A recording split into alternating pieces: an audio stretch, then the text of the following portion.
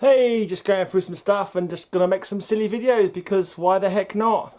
Found some stories that me and my brother did when we were tiny. God knows how old we were. But yeah, I'm gonna recite them to you. And be reading them myself for the first time in absolutely ages. Let's just, I don't know if how I'm gonna show these up, but it's just typed out around my dad's house and me and Grant would visit him at weekends. The Golding Brothers' Adventures, a fiction story by Grant Golding, picture by Graham Golding. This book has a government warning. You'll split your sides laughing at the spelling mistakes. This book should reach you in perfect condition. If you don't think so, write your own in future. There you go. That's all there typed up. Rather than my normal surname, yeah, I don't want to going into surnames, but yeah. So some people might know me as Graham Fraser, but that's the name I normally use. But Graham Golding was my dad's name, so yeah, let's just go through this story. Page 1. Let's see if you can see this. Grant and Graham are two brothers. They live in a normal everyday madhouse. Their mother is a normal everyday chef, cook and bottle washer, but she still loves us when she's got time. Well, on with the story. It all began when Graham went out to the doctor's to get his repeat prescription of asthma and bronchitis pills. When he'd been gone about an hour and a half, I went out to look for him. I found him in the park playing on the helicopter, climbing. We both said at the same time, "Don't you wish it could fly?"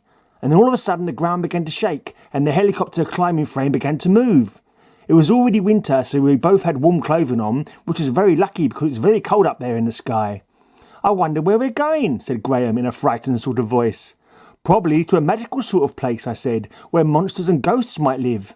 At that, Graham began to cry. I asked him why, and he said, "We'll probably never be able to see Mummy again."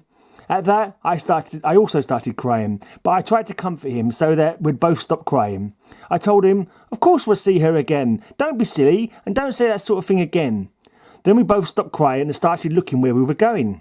I looked down and saw we could not see any land. I told Graham that we were not in the world as we know it. Then we started to cry again. Soon the tears dried up, and we saw that during our tears we'd landed. We both decided we'd have to get off and find something to eat. We had been walking a long time when all of a sudden we saw a bush with a kind of fruit that looked like oranges. We looked at each other, and then I said after a while, "How can they have oranges at this time of year?"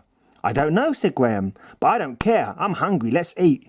So we did, and we found out the taste was divine. We ate and ate until we almost split. Then we filled our pockets with the lovely fruit. We were getting near a kind of building. There was one building, that's all we could see anyway. It had one window in the whole building, and we went in and saw this robot sitting behind the desk.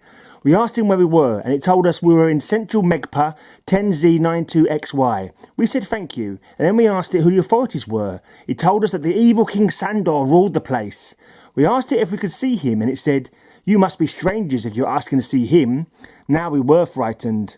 "What would the king do to us if he didn't like us?" I said to Graham. "I don't know, maybe he'll chop our heads off, or put us in chains in a dirty dungeon with rats." Sometimes I wish he didn't have such a good imagination. "So you are the two boys who wish that the spacecraft would fly, are you?" said the evil King Sandor.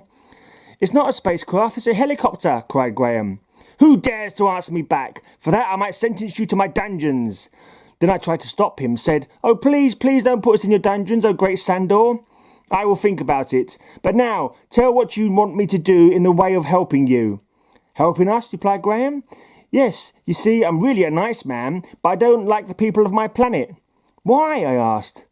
"Well, you see, I am from Earth, and on Earth people tell jokes, but on Central Megpa 10Z92XY, they do not." "You mean to say that you haven't heard a joke since you left Earth?" I asked. "Yes." "Well, we must tell you some." Let's see what's that. Right, ignore this page. You obviously started right.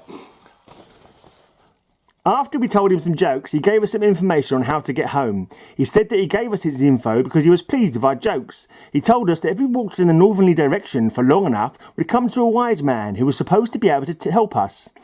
We started the long walk, and on the way we met some very nasty things that tried to attack us. First we came to a gold-plated krakar that had 2 heads, wings, 8 legs, a beak and a horn coming from its heads. The creature went for Graham and I, but I got one of the oranges and threw it at the cracker, and the cracker started to eat the fruit, and as it was occupied we sneaked away. Further on down the track, we came to another kind of creature.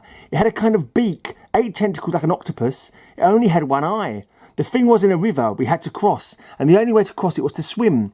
I got my penknife, which I had in my pocket all the time, and was ready for the creature. Halfway across, the monster attacked us. As I struck it with my knife and dug deep into its eye, legs and arms waved everywhere. Another strike and it was dead. We climbed out the other side and lied down to rest. Graham awoke first and woke me up. I told him we'd have to move on. We were both very tired, but we couldn't give up. Soon we came to the helicopter. We got on and wished it to take us to the wise man. It started to move and soon we were there. We got off and saw an old man and we ran to him and Graham asked him, "Are you the wise man?" "Yes, that is so. Why do you want to know?" the old man said. "We want to know how to get home," I said. "All you had to do was wish." "You mean to say we could have gone home ages ago?" we both said at the same time. "Yes." We jumped onto the copter and wished as hard as we could. Once again the ground began to shake. The copter moved and we took off. "Stop, quick! I must get a stick, please." "OK, but get a stick for me too," I said. He got the 2 sticks and we took off again. We had nothing to do, so we started to sharpen our sticks.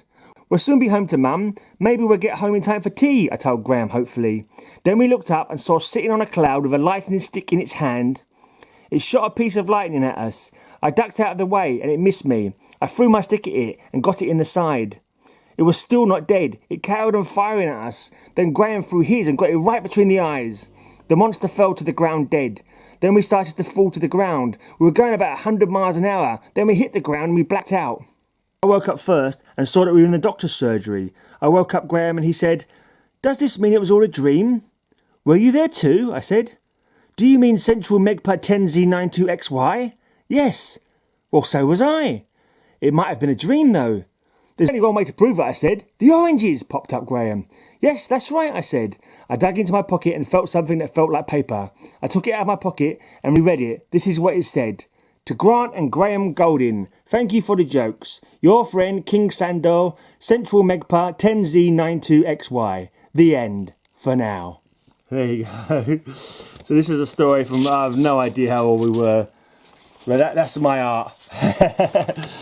So this is me and my brother in our helicopter, which is like a climbing frame in the shape of a helicopter. And there's the creature that fired lightning bolts at us in the clouds. And you can see from the size difference that Grant's 3 years older than me, so at that time he was obviously a lot taller than me. So who knows how old we were, 5 and 8 maybe, I have no idea. Shame we never thought to date it. So there you go, that was the Golding Brothers Adventures. I just realised you spelt Golding wrong as well. Never mind. Anyway, come back another time for the Black Knight.